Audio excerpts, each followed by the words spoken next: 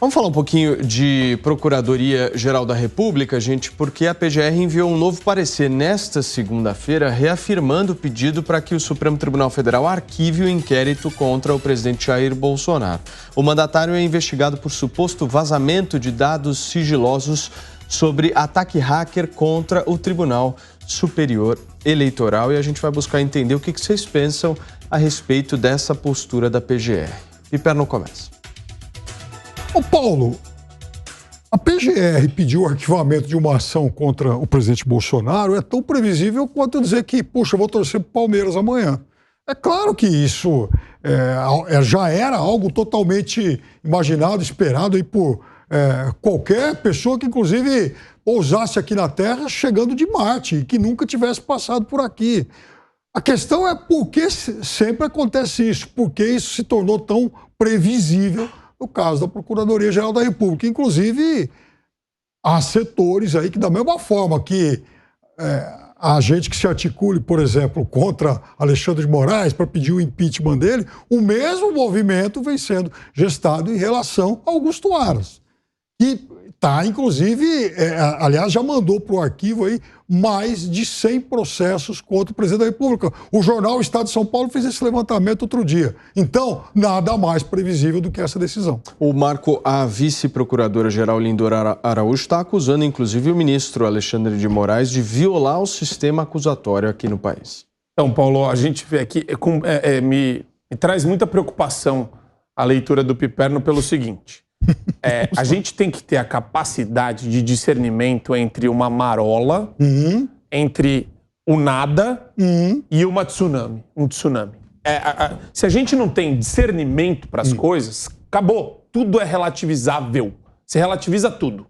Então, gênero relativiza, a cor da minha gravata, se o Serrão, sei lá, não é flamenguista, tudo pode ser relativizável. A gente tem esse problema. O presidente surfa na onda das marolas aí da PGR. Não, o problema é o seguinte, não encontrou nada, porque não tem nada, é uma narrativa, e a gente vê, por exemplo, algumas pessoas se aproveitando do nosso sistema de justiça, como o Randolfo Rodrigues, e daí é o seguinte, o cara juiza 100 ações, 200 ações, as 200 são arquivadas, não geram o fruto que ele queria, né? Não consegue, porque não tem prova, porque não tem subsídio, porque não tem fundamento.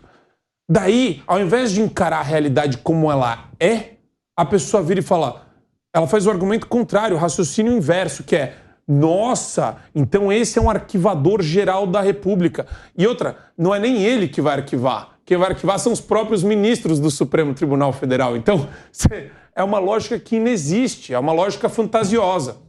O que você tem aqui, de novo, é aquela velha história. A imprensa pega, faz um alarde quando é para acusar o Bolsonaro. E quando arquiva, ninguém fala nada, não tem nota de rodapé e o Piperno fica quietinho. Não, mas pera lá, desculpa, só uma coisa rápida.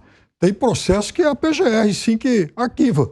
Não é apenas o STF. Pedido de inquérito, é outra coisa daí. Então, vai lá e arquiva. Agora, quando você tem ação, quando você tem um monte de coisa... De novo, Paulo, é muito fácil demonizar. Eu sei ir na rua e chamar todo mundo de bandido é muito fácil. Difícil é provar. E esse pessoal não tem prova de absolutamente nada. Então fica uma situação constrangedora até comentar em cima disso para eles. Pelo menos, né? Eles ficam toda hora tentando criar factoides.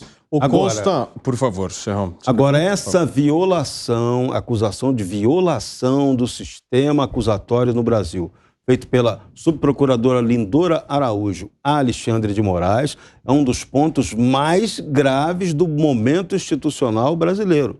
Se essa afirmação pegar, se senadores começarem a levar isso a sério, o ministro Alexandre de Moraes pode ter problemas seríssimos perante o Senado, que é quem tem a função de fiscalizar a atuação de ministros do Supremo Tribunal Federal. Nessa legislatura, a gente sabe que não vai acontecer mais nada, até porque Alexandre de Moraes será o presidente do Tribunal Superior Eleitoral. Então, até a gestão da eleição, nada vai acontecer no quartel de Abrantes. Mas depois disso, o quartel de Abrantes pode se manifestar e aí a coisa pode ficar um pouco diferente, se é que vocês entendem o que eu estou falando. O Augusto Aras é chamado pela oposição de engavetador geral da República. Você acha que esse apelido é justo?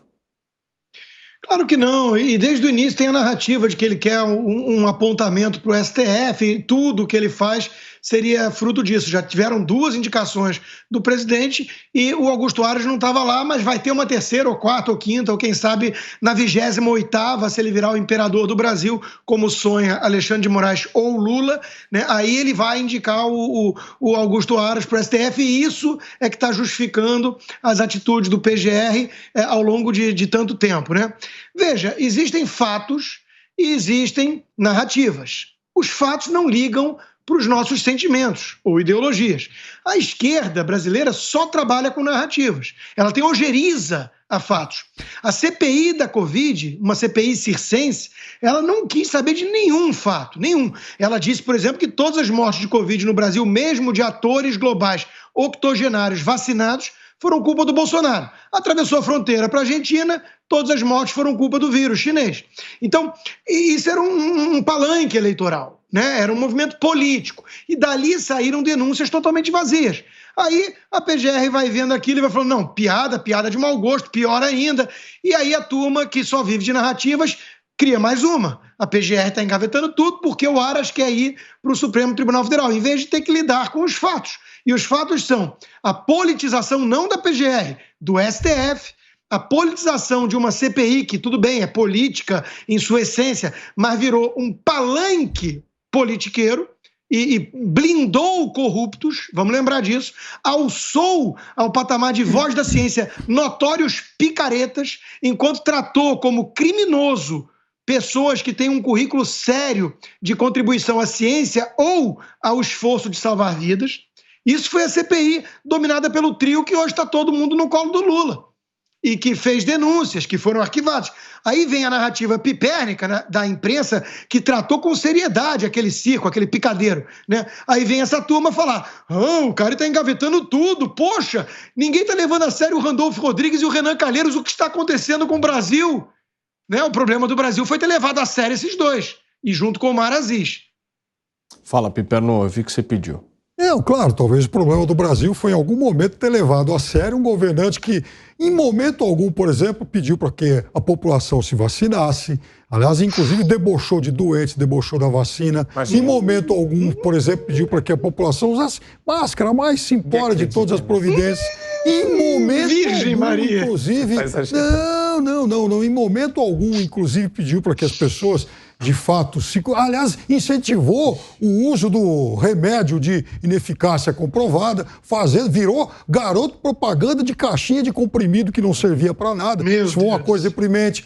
Foi o presidente que pegou arquivo de revista e tal, dizendo que, associando, por exemplo, a vacina ao HIV, isso é gravíssimo, e isso realmente foi não só grave, como extremamente irresponsável, porque ele é uma personalidade influente. Então, você imagina qual o governante em qualquer lugar do mundo que chegou tão longe na irresponsabilidade no trato com essa pandemia? E isso ninguém fez. Agora, em momento algum, a pandemia diz que ele foi responsável por todas as mortes.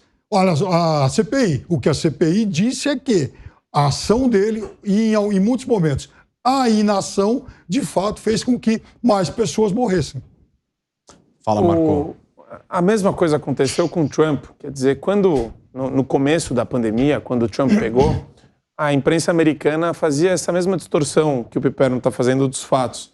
Quer dizer, o Trump recomendou bleach, foi alguma coisa assim, né? Algum tipo de tratamento com produto doméstico, de limpeza doméstica. Ele falou que se tomasse isso, a pessoa tinha, tinha menor incidência ou possibilidade de pegar o vírus. Uma bobagem, assim. E então pegaram uma fala dele, distorceram completamente. E, Paulo, pergunta se o pessoal se retratou. Não estava nem aí, não quis consertar absolutamente nada. Só que como que eu vejo aqui isso acontecer, essa dinâmica toda acontecer? O Piperno, ele não consegue retroagir, ele não consegue admitir erro, ele não consegue... Você nunca vai ouvir, pelo menos até 2 de outubro, o Piperno, e se tiver segundo turno até o segundo turno, o pessoal da esquerda admitir algum erro. Você não vai ver isso. Você vai ver o quê? O pessoal só vai dobrar a aposta. Só que não tem pra onde ir. O Piperno já falou que o Bolsonaro não é humano. Ele não é um ser humano. Quando você escuta isso, Quer dizer, a maior prova de que a gente está falando aqui não é de adversário, é de inimigo, e o inimigo precisa ser exterminado, e ele dá até uma risada, é um deboche até meio do mal esse daqui, porque... Não, eu gosto Não, disso. é um deboche de quem sabe, Marco. É um deboche de quem sabe que tem um salvo-conduto. Porque aí que alguém mais associado à direita fala a mesma coisa do outro lado. Mas você tem ódio do Bolsonaro, e o seu ódio é externado de tal forma que eu acho que sim, convoca as pessoas a tomarem posturas inconsequentes e irresponsáveis. De jeito nenhum, eu sou pela paz, hein? Pelo amor de Deus. E eu vejo com preocupação, é um ódio do bem. O ódio da esquerda, Paulão, é do bem. Ele pode ser disseminado a qualquer momento. Então, o Piperno e a gangue dele podem quebrar o joelho das pessoas na rua chamando de antirracista. Ó, eu sou antirracista, então eu vou quebrar o joelho dos racistas. Violência Se nunca. puder voltar para a questão da pandemia, que você mesmo trouxe o caso do Trump, é interessante, porque o Trump acelerou e é muito responsável pela vacinação que teve em peso disponível nos Estados Unidos. Mas nunca deram esse mérito, esse crédito a ele, em que pese a discussão de quantas vidas realmente o negócio salvou. Agora, vamos lá. Chegou o Joe Biden, morreu mais gente do que durante o governo Trump na pandemia. Aí a culpa era do vírus e das novas variantes. Então, de novo, a esquerda não liga para Vamos fazer uma conta. A esquerda lida com narrativas. Precisa demonizar Trump e Bolsonaro e precisa proteger os seus. E that's it, acabou. Piperno, segura a conta aí, porque nós estamos ao vivo na Jovem Pan News e são 5 horas e 52 minutos. Por favor, Piperno, multiplicação, divisão, soma ou subtração? Você fez uma conta parecida com a Dilma agora há pouco. Sabe os 30% dos 30%? Que aqui ninguém entendeu nada. Matemática, então, vamos lá, Marco. Cada 4,8% de votos em São Paulo significa 1% em nível nacional. Mas em relação ao Trump, mas tudo bem. Veja, a pandemia começou em fevereiro de 2020. O Trump foi embora em janeiro de 21, 11 meses.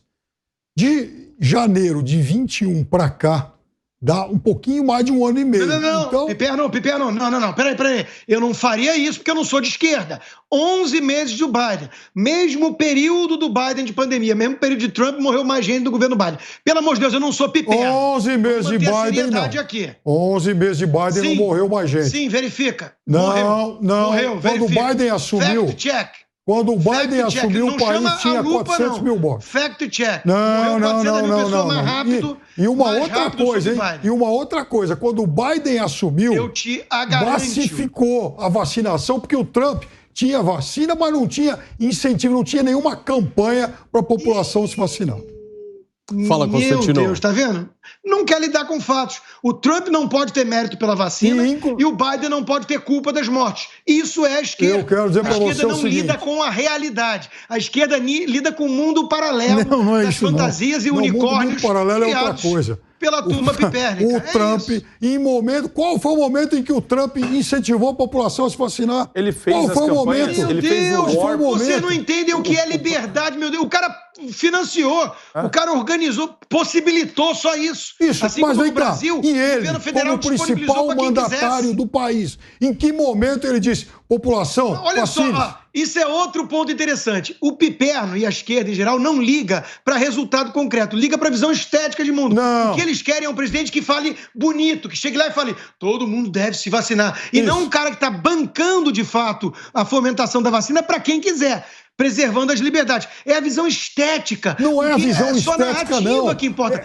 Obrigado por negócio. Isso é verdade. Não tem nada de visão estética, não. É o recado. Fala, olha, se você não se vacinar, a sua chance de morrer é maior. E o teu recado é pacífico. E o teu recado é contraditório, porque é pacifista ao mesmo tempo que você chama o cara de desumano. E depois diz que pode reagir. Mas o cara não fez isso. E ele comprou sim, porque ele foi obrigado por muito. A gente tem que relembrar aqui, não adianta você vir com essa postura toda, né, de eu quero salvar vidas, etc., e fazer que nem o Dória. O Dória, ele arruinou o Dória comprou. O Dória foi buscar a vacina. Ele derreteu. O Dória o que aconteceu que São Paulo foi um dos piores estados? Enquanto o Dória foi buscar a vacina, o outro estava debochando da vacina chinesa do Dória. E o resultado? Debochou de uma vacina que salvou milhões de vidas. Atrapalhar vocês. Não dá. Amanhã a gente volta aqui na Jovem Pan News com muito mais.